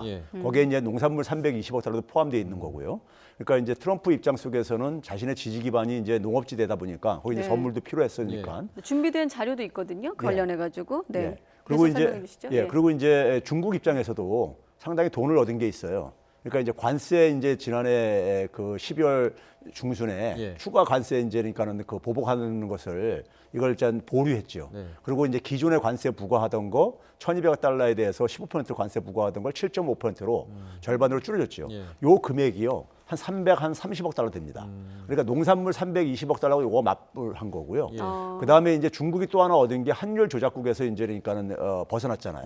그러니까 그거 대신에 이제 그러니까는 에너지를 한 500억 달러 사는 걸로 이제 그러니까 퉁친 거고요. 제가 볼 때는요. 나머지 금액은 어디서 오는 거냐면요. 2017년 대비해 가지고 지난해까지 보게 되면은 한 미국이 그러니까 중국에 대해 수출하는 금액이요. 약 그러니까 한 320억 달러가 줄어들었어요. 그걸 그러니까 이제 무역을 정상화하게 되면은 그만큼 더 이제 그러니까 중국이 구매해주게 될 것이다.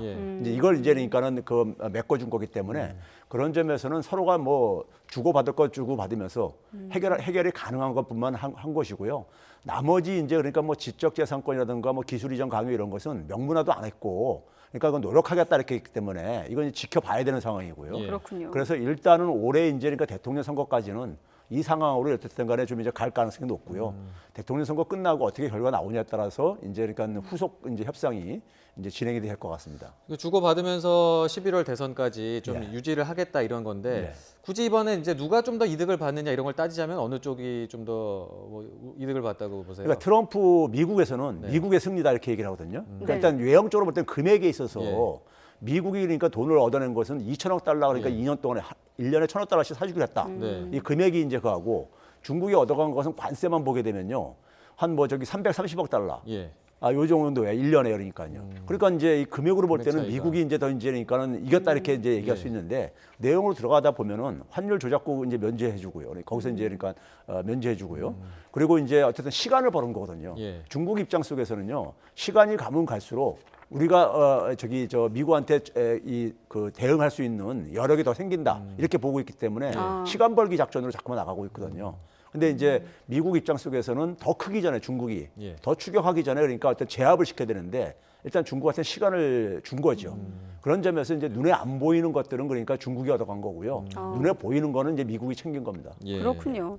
자, 뭐 1단계 합의인 만큼 그렇다 보니 표현도 무역전쟁 휴전 이렇게 좀 언론들이 보도를 하고 있는데 합의 자체보다는 앞으로 이행도 관건이지 않겠습니까? 맞습니다. 뭐 앞서 좀 언급하셨지만 시간을 좀 번다는 표현도 쓰셨는데 앞으로 어떤 점들이 좀 관건일까요? 근데 결국 이제 이 뭐 지적재산권 보호 이런 것들은요.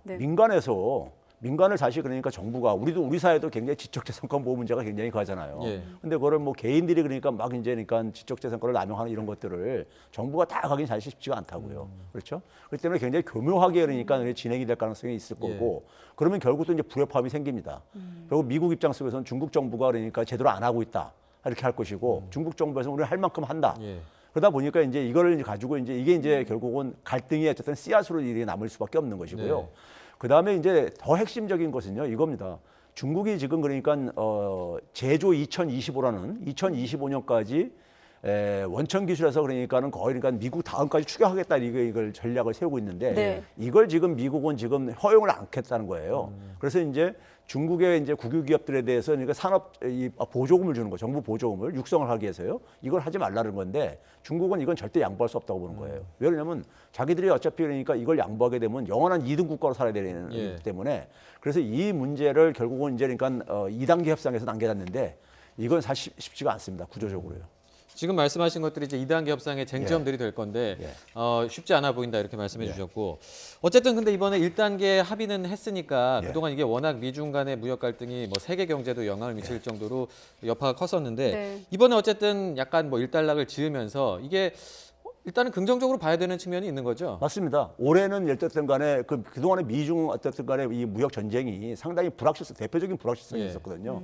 근데 일단 이게 어쨌든 간에 이제 보류가 되고 일단 휴전이 됐으니까는 시간을 이제 이렇게 올해 정도는 글로벌 리스크는 어쨌든 간에 하나가 좀 이제 완화가 된 거죠. 근데 문제는 이제 그러니까 장기적으로 볼 때는 이제 이거는 뭐 그러니까 장담할 수 없지만은 올해는 적어도 대통령 선거까지는 미국도 그러니까 부담인 거예요.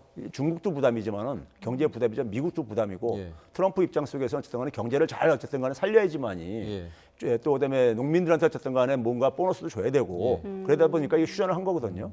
휴전을 했기 때문에 그 휴전 기간 동안은 이제 글로벌 경제는 세계 경제는 좀 이제 지난해와 달리 좀 이제 약간 이 부분에 있어서는 좀 이제 부담을 덜었죠. 세계 경제는 좀 짐을 덜었다. 그럼 우리는 어떤 짐을 덜었을까를 좀 한번 살펴볼 필요가 있는데 미국도 그렇고 중국도 그렇고 우리가 사실 무역 의존도가 높은 국가 아니겠습니까? 일단 언뜻 드는 생각은 수출이 어떻게 될까 이런 생각이 드는데 어떤 분야에서 좀 변화가 있을까요? 이제 아무래도 이제 우리가 중국의 지난해 수출이 굉장히 많이 급감했잖아요. 10% 이상이요. 그 일차적인 요인이 중국의 수출 감소예요. 그러니까 이제 중국의 수출 감소인데 중국의 미국에 대한 수출이 엄청나게 줄었어요. 그러다 보니까 그게 우리한테도 간접적으로 영향을 미칠 수밖에 없습니다. 건너서 우리한테 부품 소재 이런 거 수입하다가 중간에 수입하다가 그거 아주 생산해가지고 수출하는 이런 구조이기 때문에요. 그러니까 이제 미국과 중국 간의 관계가 중국 제품의 수출이 늘어나게 되면 우리한테는 아무래도 긍정적으로 작용할 수밖에 없죠. 근데 이제 일부에서는 중국이 이제 그러니까 미국한테 대량 구매를 해주기로 했다고 하는데 우리하고 충돌되는 부분은 굉장히 제한적이에요. 그러니까 예를 들어서 보게 되면 지금 이제 공산품에서 이제 그러니까 한 750에서 800억 달러 이제 구매해주기로 이제 2년 동안에 이렇게 1년에 한 최대 400억 달러 그리고 에너지에서 한 그러니까 500억 달러 이렇게 했는데 에너지 같은 경우 우리하고 뭐 충돌하는 부분이 아니고요. 미국의 뭐 셰일가스라든가 이런 이 소위 말해서 가스 이런 거 구입해 주는 거니까요. 그건 공산품인데 공산품에서 주로 거되는 것은 반도체하고 제가 볼 땐 자동차 부품이요. 근데 반도체는 이제 뭐 삼성의 이 입지는 여전히 그러니까 미국의 그러니까는 뭐 마이크론 회사 같은 경우가 삼성하고 그렇게 시장에서 충돌하는 경우는 아니에요. 그런데 그런 점에서 이제 그러니까는 반도체가 그렇게 크게 타격받을 가능성은 없다고 보고요. 자동차 부품 같은 경우도 지난해 굉장히 좀 안 좋았는데 중국 시장에서 우리나라 자동차 시장 점유율이 굉장히 많이 낮아졌어요. 낮아지다 보니까는 이것도 그러니까는 그렇게 크게 이제 그러니까 줄어들 가능성은 별로 없다. 물론 이제 그러니까 많이 회복되면 좋겠는데 문제는 중국의 자동차 산업이 많이 비약적으로 발전하고 있어요. 그러다 보니까는 우리하고 굉장히 경쟁 관계가 심해지는 관계에 영향일 수도 있고 그렇기 때문에 그리고 나머지들 보게 되면 대개 이제 우리가 중국에 수출하는 거하고는 크게 관계가 없는 것들입니다. 알겠습니다. 그리고 그 앞서 이제 11월까지 뭐 대선 전국까지는 미국 대선 전국까지는 또 이제 휴전 상태를 유지할 거다 이렇게 말씀하셨는데 혹시나 또 이제 그 사이에 뭔가 그 미국과 중국 사이에 어쨌든 협상이 이제 돌입을 또 2단계를 할 건데 거기서 뭐 이견을 노출하면서 계속 또 좀 세계 경제가 불안정해진다든지 이럴 가능성도 충분히 있다고 볼 수 있을까요? 뭐 변수가 있다면. 2단계 협상에서 2단계 협상뿐만 아니라요. 이행 과정. 그러니까 지금 이제 명확하게 약속을 하지 않은 문서상 약속은 안 했는데 노력하겠다 이런 표현들 같은 경우요. 뭐 기술 이전 이런 부분이 그렇죠. 그런 걸 이제 지켜보겠다 이렇게 했는데 지켜보면서 제대로 이제 만족을 안 느낄 불만을 가질 수도 있죠. 미국 입장에서는요. 그래서 그런 것이 갈등이 될 수는 있지만은 트럼프가 이런 얘기했죠. 2차 협상은 그러니까 바로 진행을 하는데 후속 진행을 하는데 그것을 이제 타결 보는 건 이제 선거 이후로 이제 그러니까 남겨두겠다 이렇게 했거든요. 그러니까 올해는 잠정적으로 어쨌든 간에 더 이상 갈등을 더 이제 확대시키지 않겠다는 것이 이제 양국의 입장이다 보니까는 그런 점에서 올해는 상대적으로 이렇게 커다란 리스크가 터져나올 가능성은 저는 낮다고 봅니다. 아, 그렇군요. 추가적으로 그 환율 관련해서 중국을 환율 조작국에서 이번 1단계 무역 합의 전에 제외하기도 하지 않았습니까? 이번 합의로 외환 시장은 좀 어떻게 움직일지 마지막으로 좀 짚어주시죠. 원래 사실은 미국이 정한 그러니까 환율 조작국 기준에는 해당이 안 되는 나라였었어요. 안 되는 나라였었고 그런데 이제 환율 조작국으로 하게 된 것은 지난해 이제 그러니까 7월 말을 지나면서요. 위안화 가치가 크게 떨어지기 시작해요. 소위 포치라는 말이 당시에 유행했었는데 1달러당 7위안이 무너졌다 해가지고요. 그래서 이제 환율 조작국을 발동을 했는데 근데 이제 이번에 이제 안정되면서 위안화 가치는 이제 크게 안정될 가능성이 높아지고 있습니다. 그러면 이제 우리나라 같은 경우도 원화도 상대적으로 그러니까는 안정이 되고요. 그러니까 지금 무슨 얘기냐면 원화 가치가 올라가고 위안화 가치도 달러 대비해서는 좀 올라갈 요인으로 작용한다는 얘기예요. 요 요인만 보게 된다면요. 그래서 외환 시장의 변동성은 상대적으로 그러니까는 좀 요 요인만 미중 갈등만 볼 때는 좀 안정적인 요인으로 작용을 할 수밖에 없고 그리고 이제 나머지 뭐 그러니까 뭐 중동 사태 이런 거가 터지면 또 이제 변동성은 또 생길 수 있지만은 미중 갈등만 가지고 보면은 이제 그렇다는 얘기입니다. 네, 알겠습니다. 일단 뭐 세계 경제에서 큰 고비는 조금 한숨은 돌렸다 맞습니다. 이 정도로 볼 수 있을 것 같습니다. 지금까지 최백은 건국대 경제학과 교수와 함께했습니다. 오늘 말씀 잘 들었습니다. 네, 고맙습니다.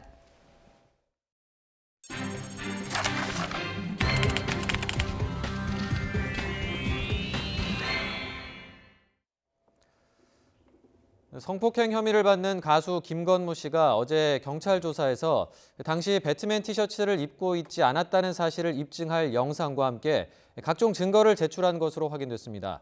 하지만 김 씨가 제출한 자료들이 성폭행 혐의를 벗겨줄 수 있는 직접적인 증거가 될 수 있는지는 미지수입니다. 박희재 기자가 보도합니다. 김건모 씨는 경찰 조사에서 성폭행 의혹이 제기된 시기에 피해자 측이 주장한 술집에 갔던 사실은 인정한 것으로 확인됐습니다.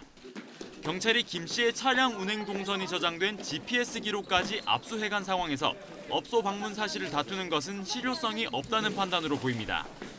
김 씨 측은 그러나 성폭행 혐의는 전면 부인한 것으로 전해졌습니다. 피해자 측이 주장한 것과 달리 술 마시는 내내 매니저와 함께 있었다는 주장을 편 겁니다. 그러면서 의혹 당일 결제한 150만 원짜리 카드 내역을 증거로 제출한 것으로 확인됐습니다. 해당 업소에서 피해 여성 측 주장처럼 여성 도우미와 단둘이 술을 마시려면 그보다 훨씬 비싸다는 게 이를 반증한다는 겁니다. 또 술을 마시러 오기 직전에 들렀던 장소에 CCTV도 증거로 냈습니다.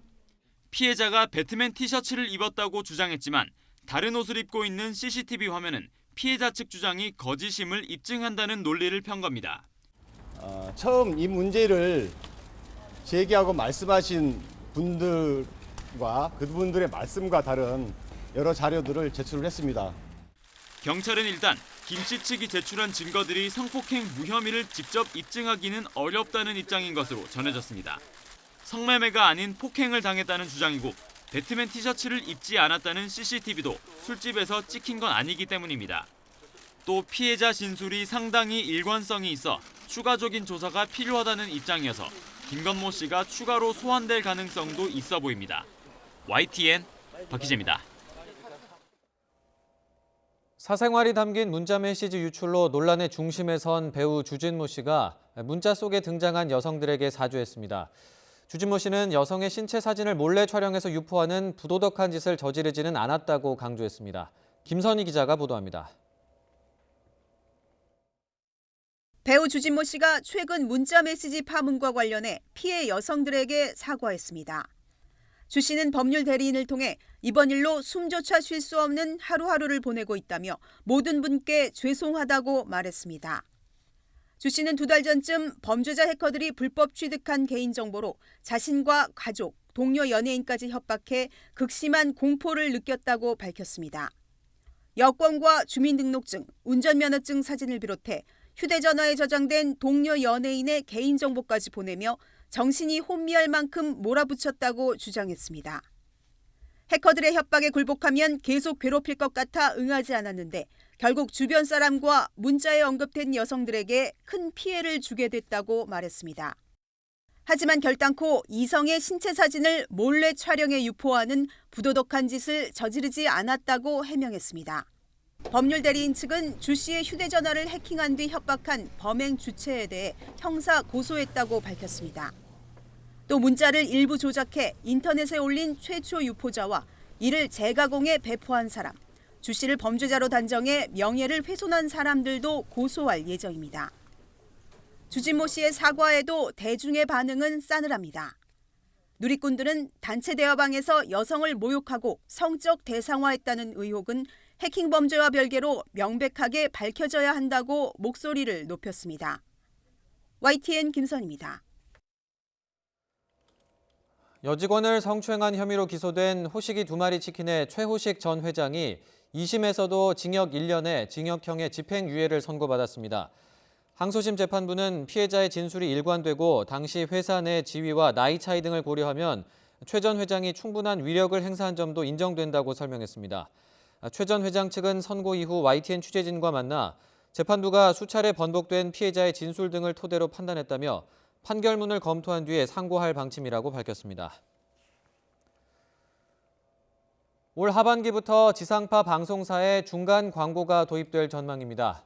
방송통신위원회는 대전 한국전자통신연구원에서 열린 대통령 새해 업무보고에서 올 하반기부터 지상파의 중간 광고를 허용하고 가상 광고나 간접 광고 등 차별적 광고 규제도 해소할 계획이라고 밝혔습니다.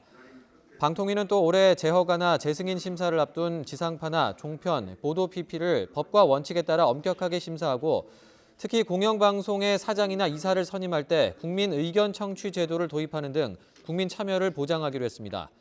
방통위는 특히 지난해 청소년 출연자 폭행으로 논란을 빚었던 EBS의 프로그램 보니하니 사건과 같은 일이 재발하지 않도록 아동 청소년 출연자의 권리 보장을 위한 표준 가이드라인을 제정하고 준수 여부를 재허가에 반영하기로 했습니다. 올해 4인 가족 기준으로 설 차례상 비용이 21만 원에서 43만 원이 들 거란 분석이 나왔습니다. 홈플러스는 한국소비자단체협의회가 선정한 25개 품목의 판매 가격을 15일 기준으로 조사한 결과 최저 21만 4,886원, 최고 43만 5,462원이었다고 밝혔습니다. 품목별로 보면 축산 수산물 가격이 최고 7배 차이가 났는데 무항생제 한우 1플러스 등급 양지와 안심에 국산 삼겹살이나 유정란까지 포함하면 16만 3,580원에 달하지만 한우 사태와 1등급 대란, 수입 쇠고기 등을 구매하면 값이 3분의 1로 떨어진다고 설명했습니다. 과일은 품종, 산지, 작황 등에 따라 가격이 최대 35%까지 차이가 났고 채소는 최대 44% 벌어진다고 설명했습니다. 네, 그런가 하면 설 연휴 앞두고 2030 세대는 여행에, 또 4050 세대는 가사 노동을 줄여주기 위한 상품에 관심을 많이 갖고 있는 것으로 나타났습니다. G마켓과 옥션이 올해 설 연휴 3주년을 기준으로 지난해 설 연휴 같은 기간을 비교한 결과 2030 세대가 산 테마파크 상품은 무려 73%가 늘었고 국내 호텔 상품은 48%, 해외 항공권은 11% 증가했습니다. 또 취미 관련 상품 판매도 크게 늘어 인형 만들기가 673%나 급증을 했고 만화와 웹툰도 241% 각각 증가했습니다.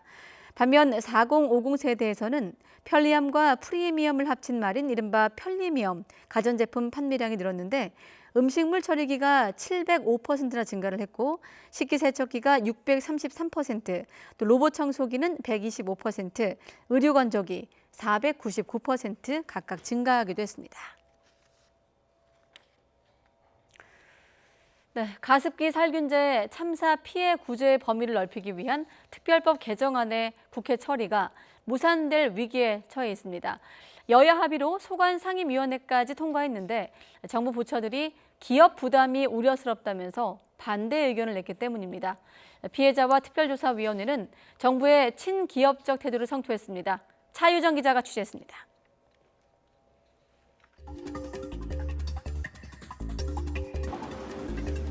두 달 전 폐암으로 숨진 가습기 살균제 사용자 장모 씨. 살균제를 5년 넘게 쓰고 질병을 얻었는데도 장 씨는 생전 피해자 지원을 거의 못 받았습니다. 폐암이 정부가 인정하는 피해 질환이 아니라는 이유 때문이었습니다. 5가지 질환만 인정하는 정부 기준이 너무 협소하다는 목소리가 커지면서 피해 구제 범위를 확대하는 내용의 개정안이 지난해 9월 발의됐습니다. 국회 소관상임위원회도 여야 합의로 통과하면서 기대감이 어느 때보다 높았지만 마지막 문턱인 법사위에서 가로막혔습니다. 일부 조항이 기업 부담을 지나치게 가중한다는 이유로 법무부와 기획재정부 등이 반대하고 나섰기 때문입니다. 나는 기획재정부, 환경부, 법무부, 도대체 이 사람들은 누구를 위해서 지금 일을 하고 있는지, 기업을 위해서 일을 하고 있는지. 가습기 살균제 참사를 조사하는 특별조사위는 정부 주장을 조목조목 반박했습니다. 살균제 노출과 질병의 인과관계를 증명하는 책임을 해당 기업에 돌리는 건 과도하다는 지적에는 전문 지식이 없는 피해자에게만 책임을 지운 현행법이 더 문제 아니냐고 반박했습니다. 안전성 연구를 제대로 안 하고 심지어 유해성을 은폐하려 했던 가해 기업이 응당져야 할 책임이라는 겁니다. 후유증까지 피해 질환으로 인정하는 조항이 너무 막연하다는 우려에 대해선 운영 과정에서 심의를 거쳐 피해 질환을 추려낼 수 있다고 설명했습니다. 그 노출로 인해서 질병이 발병하거나 악화가 되면 인정을 해주자 하는 게 이 법안의 취지고요. 이 부분을 전적으로 그 원인이 아니라고 하는 것이 입증이 되면 그는 제외할 수 있도록. 조사위는 사실상 총선 국면이 시작되면서 개정안이 물거품이 될지 우려스럽다면서 정부의 적극적인 협력을 촉구했습니다. YTN 차유정입니다.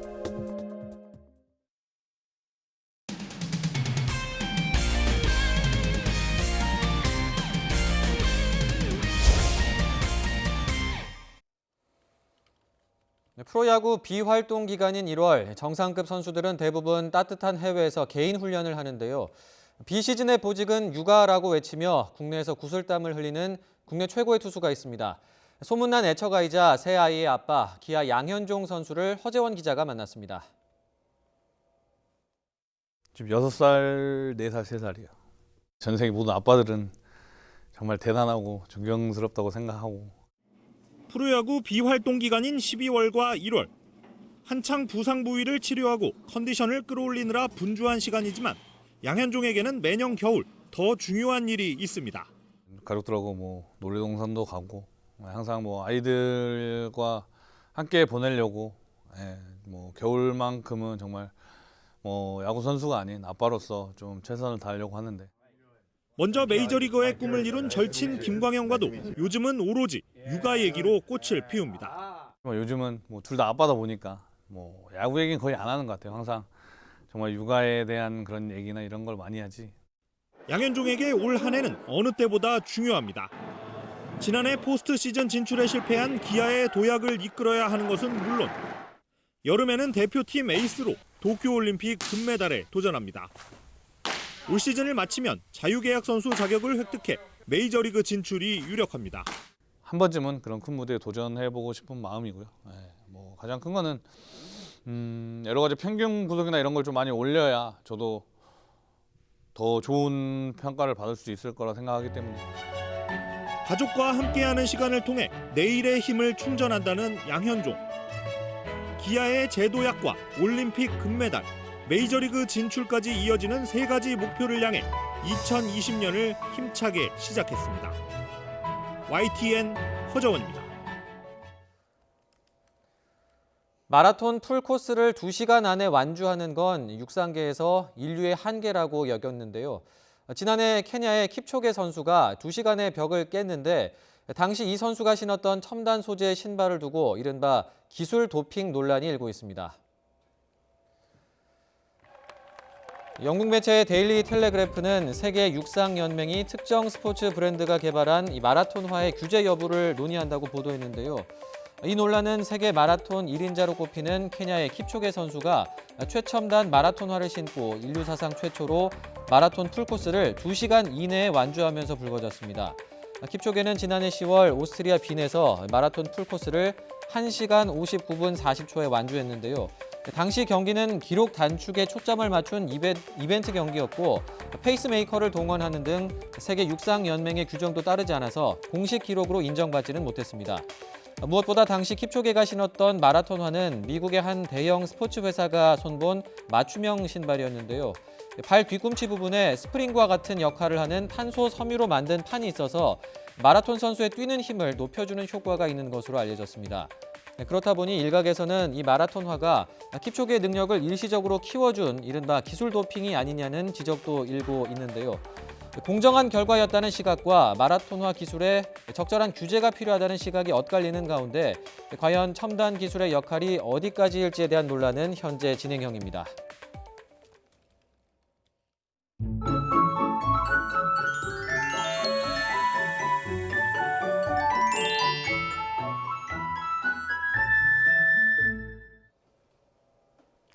네, 온종일 찬 공기가 감돌면서 겨울답게 추운 날씨입니다. 이번 추위는 내일 아침까지 이어진 뒤에 점차 누그러지겠습니다. 내일 아침 서울 기온은 영하 5도까지 떨어지면서 오늘만큼 춥겠지만 낮 기온은 영상 5도까지 높아지면서 오늘보다 2도가량 높겠습니다. 오늘로 나흘째 경기 북부와 강원 곳곳에 한파주의보가 내려져 있습니다. 한파특보는 내일 낮에 해제될 것으로 보입니다. 동쪽 지역은 건조특보가 확대 강화되는 가운데 메마른 날씨가 현재 이어지고 있는데요. 내일 밤부터 동해안 지역 비나 눈이 오면서 건조함이 점차 완화될 것으로 보입니다. 모레 낮까지 강원 산간과 경북 북동 산간 지역에 최고 5cm의 눈이 오겠고요. 그 밖에 동해안 지역에도 5에서 20mm의 비가 조금 오는 곳이 있겠습니다. 내일 하루 평균 미세먼지 농도는 전국이 보통 수준 예상되고 있습니다. 다만 오전엔 대기가 정체되면서 중서부 일부 지역의 농도가 일시적으로 높아질 수 있겠습니다. 내일 아침 기온은 오늘과 비슷하겠습니다. 서울 영하 5도, 춘천 영하 6도, 대구 영하 2도가 예상되고요. 낮 기온은 오늘보다 1, 2도가량 높겠습니다. 서울 5도, 안동과 대구, 광주 7도까지 오르겠습니다. 일요일엔 중서부와 호남 지역에 눈이 한 차례 오겠습니다. 날씨 정보였습니다. 네, 뉴스큐 잠시 뒤에 계속됩니다.